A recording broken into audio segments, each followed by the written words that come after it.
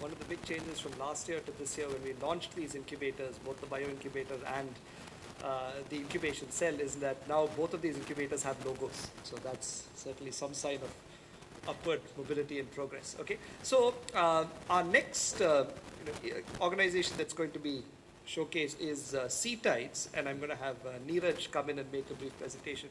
But as he walks in, just to give you a context of what Seatides is, Seatides stands for the Cell for Technology, Innovation, Development and Entrepreneurship Support. It's been there for probably a little bit more than a decade.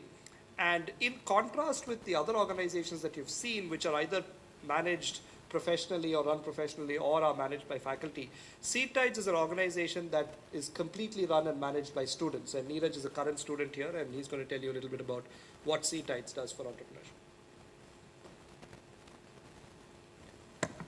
Good evening to one and all present here. Yeah. So Seatides, Cell for Technology, Innovation, Development and Entrepreneurship Support. So basically, as Ashwin sir already told, we are the student body who are running entrepreneurship activities in our college. So what we do? We promote and encourage entrepreneurship culture in the institute. And also we provide some sort of free incubation support. So how we do all these things? We have a series of events lined up here. First of all, we started this year with TEDx Mamla Media. And after that, we had awareness camp in collaboration with CSI. And after that, online case study competition, workshop on business model generation. And we had lectures by people like Pooja Gupta, C.K. Kumarwal. And then we had a panel discussion on You Can Do It Too. And apart from that, we are having a Genesis, that is our annual social B-Plan competition. The finals is on 16th. So, and yeah, here we are with E-Week. So what basically we do is we try to understand the requirements of the students and we come up with the events so that we can fulfill their requirements in terms of entrepreneurship related activities. And yeah, I request all of you to let us know what all kind of things which you require, kind of motivational speech by some speakers and all that stuff. So please let us know so that we can arrange something for you and help you in entrepreneurship related activities. Yeah, thank you.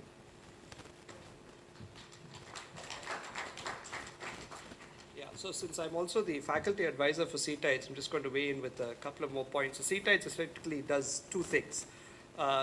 Complementing the other efforts of setting up an incubation process, what you really need is entrepreneurial culture on and off campus, so people can actually then move from just being technologists and innovators to entrepreneurs. And Seatides tries to fill that function by organizing throughout the year a variety of activities, talks, competitions, etc., which are open not just to students but to others from the ecosystem as well. For instance, Genesis, which Neeraj talked about, which is finishing in about a week, is a competition where historically we've allowed people from outside also to partner with students and submit entries for judging and so on.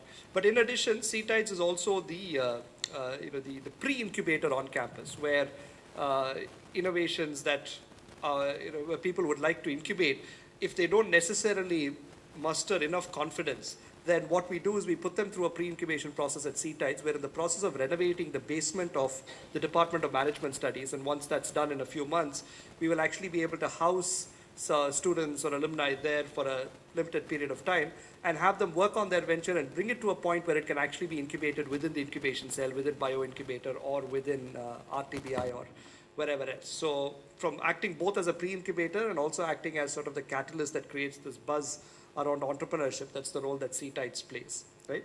The last of the incubators that we'll hear from is an organization called Willgrow, which was actually started up a little bit more than a decade ago. And I'll ask Paul Basil, the CEO of Willgrow, to tell us a little bit more about what Willgrow does.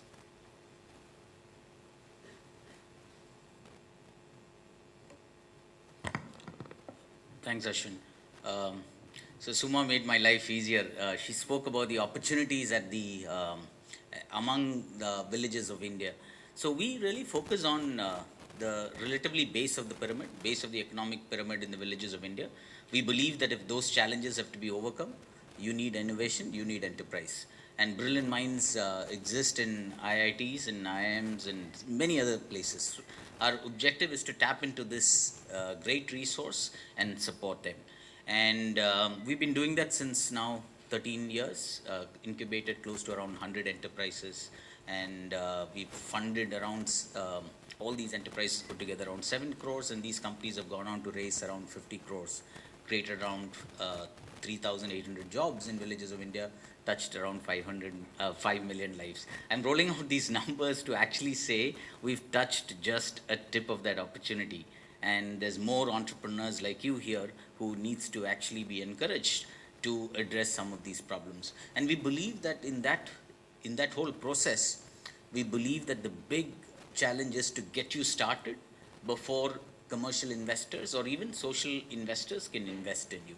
So our job is really running the relay race along with you and to help you run the final lap, or we run the second and third lap so that you can actually run the final lap with investors and really grow your business and move forward. And the first part of that is really getting inspired. We believe that you can be a successful entrepreneur you can't be a successful entrepreneur unless you're inspired. We run that lap first, actually getting you inspired, and some of that work done by Seatides, working closely with Genesis. We work around 15 cities across India, doing TED-like events to trigger entrepreneurship among social entrepreneurs in specific. And in some of these cities, we follow it up with monthly speaker series because we believe that you can't take to entrepreneurship just like that. And we actually don't encourage people to take to entrepreneurship just like that because we believe that it's going to be a disaster for employees, for investors, and everyone, for society at large. But therefore, we believe that you need to really get inspired. And Unconventions actually does that for us, which is TED-like events across 15 cities. The next stage is really, we take you through a Willgrow Fellowship, which is about immersing you with other enterprises which are actually out there in the marketplace. And that actually, the fellowship helps because it allows you good 12 months of learning, understanding the challenges of what it takes to build an enterprise, what are the nuts and bolts of building an enterprise, helping you understand whether you are actually prepared for that entrepreneurial journey. And 90% of people don't make entrepreneurs, that's fine, but all these enterprises also require good talent to work with. So at the end, if you realize that you're not an entrepreneur, that's fine, but you can actually work with some of these companies to actually make them stronger. So the Willgrow Fellowship actually travels that second part, which is actually to immerse you. The incubation piece really comes through two of our programs, which is Entrepreneur in Residence and the Seed program. So we do a little bit of overlap in terms of the work that we do with RTBI and the incubation cell. Some of the entrepreneurs are actually co-incubated, if I might want to call it that, where there's a lot of support that needs to not come from just two incubators, but from many others in this ecosystem. But Entrepreneur in Residence is really helping you generate enough customer insights. And that's one of the challenges that we've seen with entrepreneurs. They are great on technology, they're great on product design, but they've got their products wrongly designed because they haven't generated enough customer insights. So it's a 12-month program. The first 6 months is really about spending a whole lot of time generating customer insights and sharpening that knowledge. The second 6 months is really about product development and design. In spite of all incubation, we know that many entrepreneurs don't want to get incubated. They start up their companies and they actually invariably don't generate a lot of traction. They just literally fail because they haven't got their ideas right. So we bring them back to the drawing board after they've failed and after they have enough learnings, because that's the time when they're ready for mentoring, because they realize that they haven't worked themselves.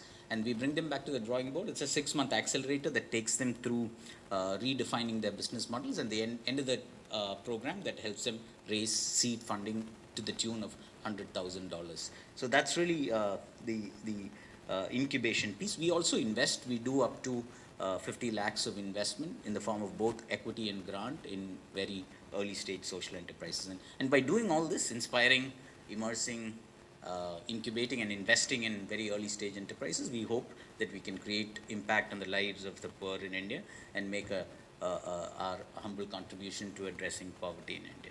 Thank you so much.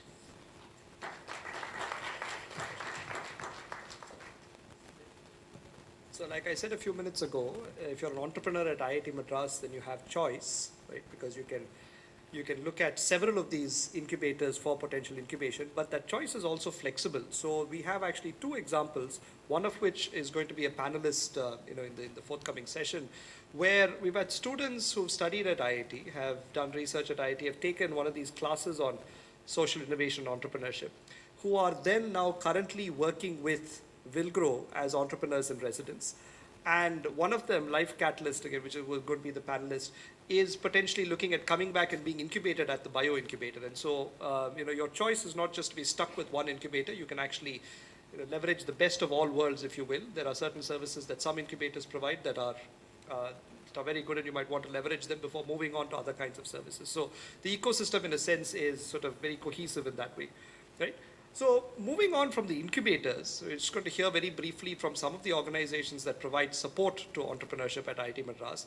And the first organization that we're going to hear from is the IIT Madras Entrepreneurs Forum. So I'd ask Rajan Srikanth, who is, again, an alumni from the mid-80s, actually around the same time where some of our initial entrepreneurial activity was happening, who's now come back and is leading this initiative of giving back. Thank you, Ashwin. Yeah, I think you've all been sitting and hearing a lot wonderful stuff. In fact, it's hard to follow Paul and hard to follow Wilgrow. But I just wanted to see maybe a show of hands, or maybe just tell me, what do you think in terms of percentage of IITians that end up being entrepreneurs? Just a guess, anybody? I'm not talking about just as soon as you graduate, but in the course of lifetime, percent of IIT alumni, let's say, who end up as entrepreneurs. Any guess? How much? Somebody said 5. You said, Tarun said 20. 1 to 2%. Half a percent? 15%?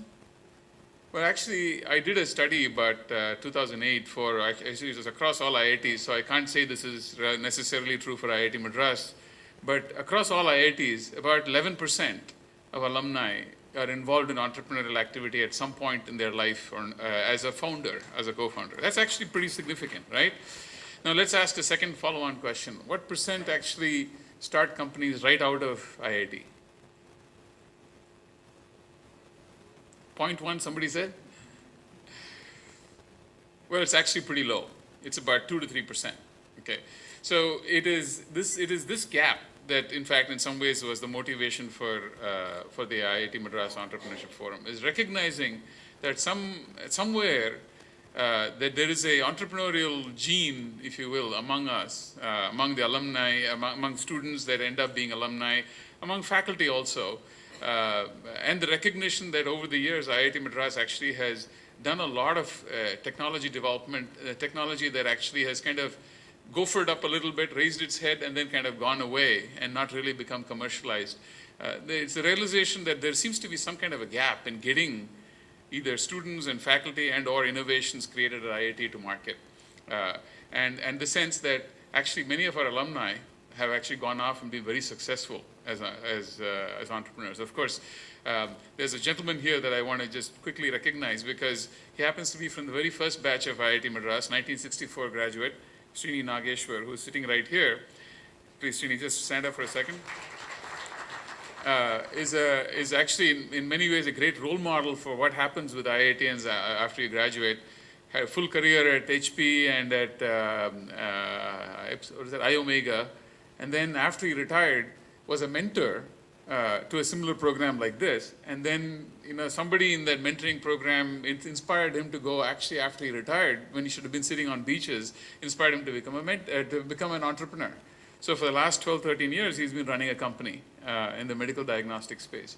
So there's actually, the point being, why wait until you get to be Srini's age and when you have life savings on the line to be a mentor? Why not start early? And that's part of what I think, we're trying to see if we can help with accelerating that process here. Okay. So who are we? The IIT Madras Entrepreneurship Forum. It's not so much Entrepreneurs Forum, it's Entrepreneurship Forum, because the emphasis is not so much on us as entrepreneurs coming to help you, but it's on what we're trying to do, which is we are volunteers and we are committed to working with the campus across a broad range of entrepreneurial activities. Okay. So in that sense, this is not a competition to TiE. We have the former executive director of TiE Chennai, who's also an alumnus, Vishy Viswanathan here, who's also part of the Entrepreneurship Forum. Our focus is on people, alumni that are willing to spend time and effort to help nurture entrepreneurship on campus. Okay. Now there is it started in the US when Director Bhaskar was there 2 years ago and met with a group of Silicon Valley entrepreneurs. Of course, there's another question I can ask you, which is what percent of Silicon Valley startups have an IITian of some stripe involved? Any thoughts on this, by the way? About 50%. Isn't that amazing? Right? So Bhaskar predictably met with a group of alumni entrepreneurs there, and the first thing they said was, "What are you doing in entrepreneurship?" And he said, "What are you doing to help me?" So the first chapter of IIT Madras Entrepreneurship Forum was started in Silicon Valley, still is there today. There's about 10 people that have committed and are spending time working with us. And now they're beginning to see, some of you are beginning to start engaging with them. Some of, if not you, some of the companies that are being incubated are starting to engage with them. We'll talk about how they are engaging in a second.